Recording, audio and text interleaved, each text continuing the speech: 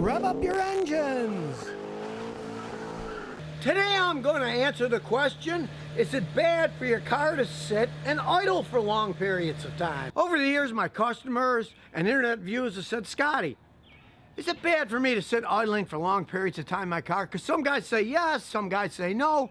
What's the truth? Well, the truth depends on what type of car you have and what kind of places you live in. Let's say you have an old beater car that's so old it's got a mechanical fan to cool the radiator that runs off the water pump, and you live in a real hot area like Arizona, then in that case, idling for extended periods of time isn't a good idea. Your engine could easily overheat, and it could be dumping a little bit extra fuel in an old car, and that'll dilute your oil, and your engine will wear out because there'll be a lot of gasoline in your oil, and that's not a good thing. But if you have a modern car that you take care of that has electric cooling fans, they pull tons of air. You don't have to worry about the car overheating. So even if you're running your AC, those fans are sucking so much air through, you can sit there idling. It's not going to bother it even with the AC on. Now, of course, especially if you're driving a gasoline car, you're going to get bad gas mileage if it's just sitting there idling all the time. The car's not going anywhere and it's still burning up gas. But for those of you with diesel engines,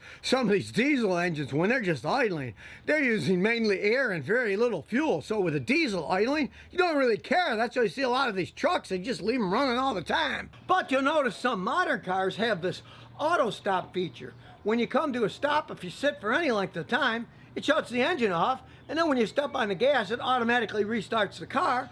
That's to save gasoline and of course get better gas mileage. But let's say you're waiting for a train, and maybe you're in the Midwest, it's one of those grain trains that goes for miles. You don't want to be sitting there idling for a really long time with your car in drive. Because with your car in drive, the transmission is being operated, the torque converter is spinning, and it's got some drag on it. So if you're going to be sitting there idling for a while, here's the trick. Either put it in park or neutral, because then the transmission won't be dragging on the torque converter, and you won't have a problem with the transmission, which could overheat if you leave it in drive sitting there for half an hour or more. I've seen people who leave it in drive, let it idle for a really long time, and it can eventually do damage to the transmission by overheating it.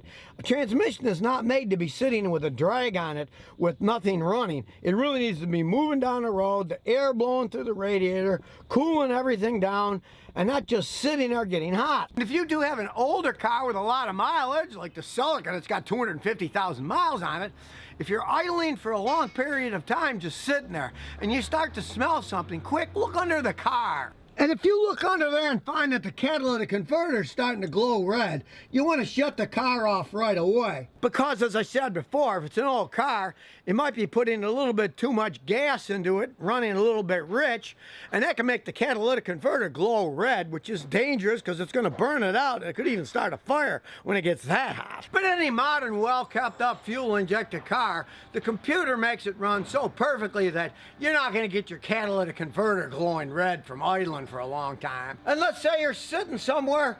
Here's a trick I learned from the police. You're sitting there for long periods of time, and here in Texas it's hot, so they want to be inside their car with the AC running. Open your hood, give it a pop, and lift it up a little. With it lifted up a little, the hot air will be able to escape better and make it run as efficiently as possible. So now you know. Idling your car for extended periods of time in any modern, well-kept-up car isn't really going to hurt anything, but of course, it's going to be wasting fuel. I mean, why leave it running if you don't have to? But just to be on the safe side, like I always am when I'm driving a car, keep your eye on the temperature gauge, glance at it once in a while, because if something goes wrong and the temperature gauge starts going towards the hot, shut it off then. So if you never want to miss another one of my new car repair videos, remember to ring that bell.